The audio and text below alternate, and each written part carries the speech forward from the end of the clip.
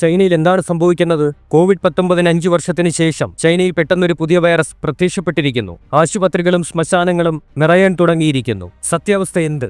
ഈ രോഗവുമായി ബന്ധപ്പെട്ട എല്ലാ വീഡിയോകളും ഫോട്ടോകളും ഓൺലൈനിൽ പ്രചരിക്കുകയാണ്. 2019 അവസാനത്തോടെ കോവിഡിന്റെ ആദ്യ ലക്ഷണങ്ങൾ കണ്ടു തുടങ്ങി. 2020 ജനുവരിയോടെ ചൈനയിൽ വൈറസ് പടർന്നു തുടങ്ങി. പിന്നീട് ഫെബ്രുവരി മാർച്ച് മാസങ്ങളിൽ ലോക്ക്ഡൌൺ നിലവിൽ വന്നു. 2 വർഷത്തേക്ക് ലോകം നിലച്ചു. ചരിത്രം ആവർത്തിക്കുകയാണോ? ഇതെവിടെ നിന്നാണ് ആരംഭിച്ചത്? ഇനിയൊരു ലോക്ക്ഡൌൺ ഉണ്ടാകുമോ? ചൈന നമ്മളിൽ നിന്ന് സത്യാവസ്ഥ മറയ്ക്കുകയാണോ? ഇന്നത്തെ വീഡിയോയിൽ നമുക്കിതിനെക്കുറിച്ചെല്ലാം ചർച്ച ചെയ്യാം. എല്ലാവർക്കും ഫെമിന്റെ പുതിയൊരു വീഡിയോയിലേക്ക് സ്വാഗതം. അപ്പോൾ നമുക്ക് വിഷയത്തിലേക്ക് കടക്കാം. വീഡിയോയിൽ കാണുന്ന ഈ ട്വിറ്റർ അക്കൗണ്ടാണ് ഇന്റർനെറ്റിൽ ഈ വാർത്ത ആദ്യമായി നൽകിയത്. പൊതുവെ ചൈനീസ് മാധ്യമങ്ങൾ അവിടെ ഇതുപോലെ എന്തെങ്കിലും നടന്നാൽ അക്കാര്യം തുറന്ന് ചർച്ച ചെയ്യാറില്ല. എന്നാൽ ട്വിറ്ററിലെ ആ പോസ്റ്റ് വൈറലായി. അതിന് 12 മില്യണിലധികം വ്യൂസ് ലഭിച്ചു. അതേസമയം ആ പോസ്റ്റ് ആഗോളതലത്തിൽ പരിഭ്രാന്തി സൃഷ്ടിക്കുകയും ചെയ്തു. ചൈനയിലെ ആശുപത്രികൾ പനിബാധിതരാൽ നിറഞ്ഞിരിക്കുകയാണ് എന്നവർ ട്വിറ്ററിലൂടെ വെളിപ്പെടുത്തി. 2020 കോവിഡ് സാഹചര്യത്തിന് സമാനമായിട്ടാണ് ഇപ്പോൾ ചൈനീസ് ആശുപത്രികൾ നിറയുന്നത് എന്നാണ് റിപ്പോർട്ട്. 2019 പോലെ തന്നെ ഇത് മറ്റൊരു COVID-19 തരംഗമായി അനുഭവപ്പെടുകയാണ്. ട്വിറ്ററിൽ 3 വീഡിയോകളും COVID-19 പോലെയുള്ള ഒരു സാഹചര്യത്തെ ചൂണ്ടിക്കാട്ടി. അതും വൈറലാണ്. ആ വീഡിയോകളിൽ ആശുപത്രികൾ നിറഞ്ഞിരിക്കുന്നതായി കാണാം. എല്ലാവരും മാസ്ക് ധരിച്ചിട്ടുണ്ട്. അവരെല്ലാം വളരെ സങ്കടത്തോടു കൂടിയാണ് ഇരിക്കുന്നത്. ഈ 3 വീഡിയോകളും വെളിപ്പെടുത്തുന്നത് ചൈനയിൽ പടരുന്ന വൈറസ് HMPV ആണ് എന്നാണ്. HMPVയുടെ full name human metapneumo virus എന്നാണ്. ചൈനയിൽ ഇപ്പോൾ പടരുന്ന പ്രധാന വൈറസ് ആണിത്. HMPVയുടെ ഉത്ഭവത്തെപ്പറ്റി തിരയുമ്പോൾ മനസ്സിലാക്കാൻ പറ്റുന്നത് പക്ഷികൾക്കിടയിൽ പടരുന്ന AMPV എന്ന വൈറസുമായിട്ടാണ് ഇത് ബന്ധപ്പെട്ടിരിക്കുന്നത് എന്നാണ്.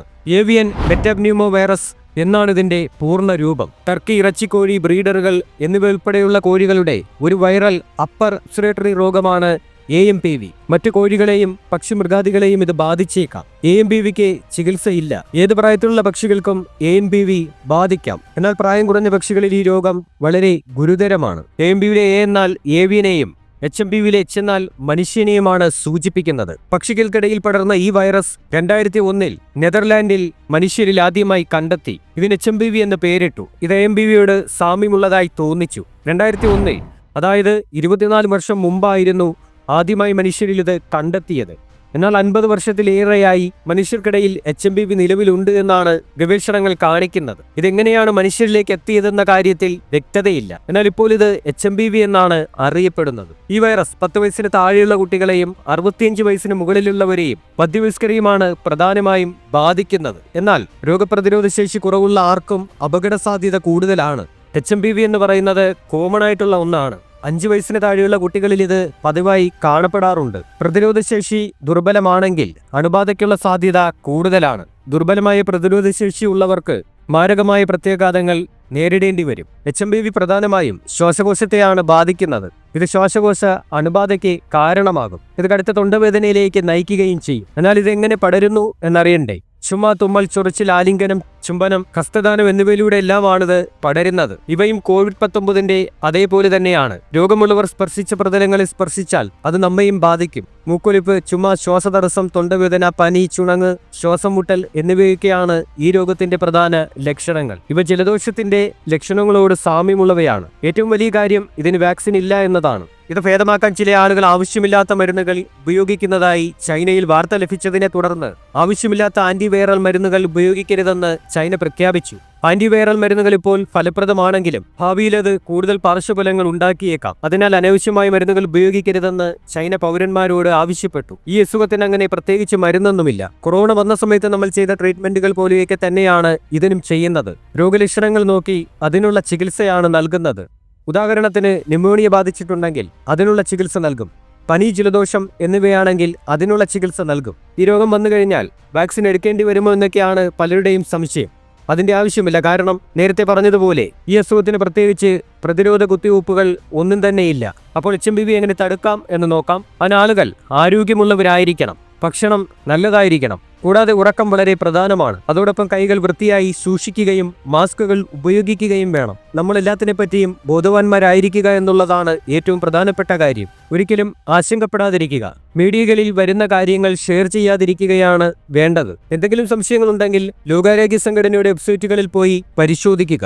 അപ്പോൾ നമുക്ക് സത്യാവസ്ഥ അവിടെ മനസ്സിലാക്കാൻ കഴിയും. ജലദോഷവും ചുമയും ഒക്കെയുള്ളവർ മാസ്ക് വയ്ക്കുന്നത് എന്തുകൊണ്ടും നല്ലതാണ്. കാരണം അവരുടെ അസുഖം മറ്റൊരാളിലേക്ക് പടരാതിരിക്കും. കൊറോണ സമയത്ത് മാസ്ക് വെച്ചിരുന്നു, എന്നാൽ ഇനി മാസ്ക് വെക്കേണ്ട ആവശ്യമില്ല എന്നൊരിക്കലും കരുതരുത്. ആവശ്യ സാഹചര്യങ്ങളിൽ മാസ്ക് വെക്കുന്നത് നിങ്ങളുടെ അസുഖങ്ങൾ മറ്റുള്ളവരിലേക്ക് പടരാതിരിക്കാൻ സഹായിക്കും. മനുഷ്യരിൽ പൊതുവെ വളരുന്ന 90% സിംറ്റംസും വൈറസുകൾ മൂലമാണ് ഉണ്ടാകുന്നത്. വളരെ ചെറിയ ശതമാനം മാത്രമാണ് ബാക്ടീരിയകൾ. തിരക്കുള്ള സ്ഥലങ്ങളിലേക്ക് പോകുമ്പോൾ മാസ്ക് ധരിക്കണമെന്ന് ആരോഗ്യമന്ത്രി തന്നെ പറഞ്ഞിട്ടുണ്ട്. HMPV അടുത്ത കൊറോണ വൈറസായി മാറുമോ എന്ന ആശങ്ക പലരിലുമുണ്ട്. ഈ HMPVയെ കുറിച്ചും കോവിഡ് ബന്ധത്തെക്കുറിച്ചും നിരവധി റൂമേഴ്സ് പ്രചരിക്കുന്നുണ്ട്. പുതിയൊരു അജ്ഞാത വൈറസ് എന്നൊക്കെ പറഞ്ഞുകൊണ്ടാണ് പലരും ഇത് തുടക്കത്തിൽ റിപ്പോർട്ട് ചെയ്തത്. അതാണ് ആളുകൾക്ക് പെട്ടെന്ന് ഭീതി ഉണ്ടാകാനുള്ള കാരണം. ചൈനയിൽ വർദ്ധിച്ചു വരുന്ന കേസുകളാണിപ്പോൾ വാർത്തകളിൽ നിറയാൻ കാരണമായത്.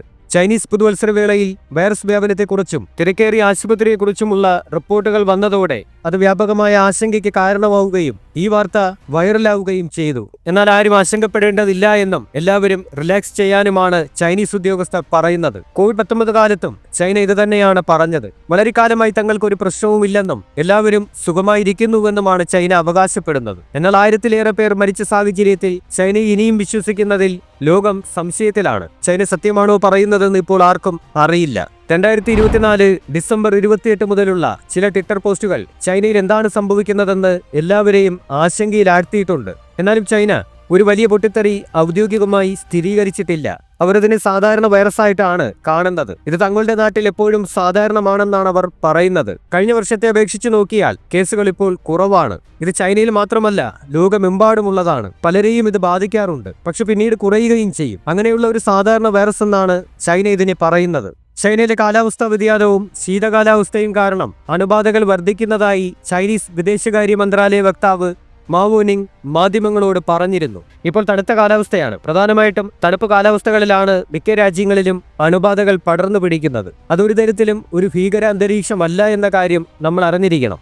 HMPVയെ പറ്റി ആശങ്കപ്പെടേണ്ട കാര്യമില്ല എന്ന് ഇന്ത്യൻ ഹെൽത്ത് ഏജൻസിയും പറയുന്നു. ഇതൊരു സാധാരണ കാര്യമാണ്. അതുകൊണ്ട് ലോകം പരിഭ്രാന്തരാകേണ്ട കാര്യമില്ല. ആർക്കെങ്കിലും ജലദോഷം വരുമ്പോൾ നമ്മൾ അകലം പാലിക്കുന്നത് പോലെയോ ഹാൻകർച്ചീഫ് ഉപയോഗിക്കുന്നത് പോലെയോ സാമൂഹിക അകലം പാലിക്കുന്നത് പോലെയോ ഇക്കാര്യത്തിലും ചെയ്താൽ മതി. അല്ലാതെ ഇത് വലിയ പ്രശ്നമല്ലെന്നാണ് അധികൃതർ വ്യക്തമാക്കിയിട്ടുള്ളത്. ചൈനയിൽ അടിയന്തരാവസ്ഥ പ്രഖ്യാപിച്ചതായി അവകാശപ്പെടുന്ന പോസ്റ്റുകൾ ട്വിറ്ററിൽ വന്നിരുന്നു. ശ്മശാനങ്ങൾ 5 വർഷത്തിന് ശേഷം നിറഞ്ഞതായുമൊക്കെ അവർ അവകാശപ്പെട്ടു. അത്തരം പോസ്റ്റുകൾ കണ്ട് ദശലക്ഷക്കണക്കിന് ആളുകൾ പരിഭ്രാന്തരായി. എന്നാൽ നമ്മൾ ചിന്തിക്കേണ്ട കാര്യം, ചൈനയിൽ നിറഞ്ഞ ശ്മശാനങ്ങൾ എവിടെയാണ്? അതിന്റെ ഒരൊറ്റ ഫോട്ടോയോ വീഡിയോയോ ഇല്ല. 2020-ലെ പഴയ വീഡിയോകൾ വീണ്ടും ഷെയർ ചെയ്യുന്നതായിട്ടാണ് തോന്നുന്നത്. ചൈനയിൽ ഇത്തരത്തിലുള്ള ഒന്നും നടക്കുന്നില്ല എന്നതാണ് സത്യാവസ്ഥ. ചൈനയിലുള്ള ഇന്ത്യൻ യൂട്യൂബർമാർ ഇത് സ്ഥിരീകരിക്കുകയും ചെയ്തിട്ടുണ്ട്. അതുകൊണ്ട് അനാവശ്യമായി ആരും ഭയപ്പെടേണ്ട കാര്യമില്ല. ഈ വീഡിയോ ഇഷ്ടമായാൽ ലൈക്ക് ചെയ്യണം, ഷെയർ ചെയ്യണം. കൂടാതെ ചാനൽ സബ്സ്ക്രൈബ് ചെയ്ത ശേഷം ബെല്ലൈക്കൺ അമർത്തി ഓൾ എന്ന ഓപ്ഷൻ സെലക്ട് ചെയ്യുകയും വേണം. അടുത്ത വീഡിയോ കണ്ടുമുട്ടുന്നവരെ ഗുഡ് ബൈ, ജയ് ഹിന്ദ്.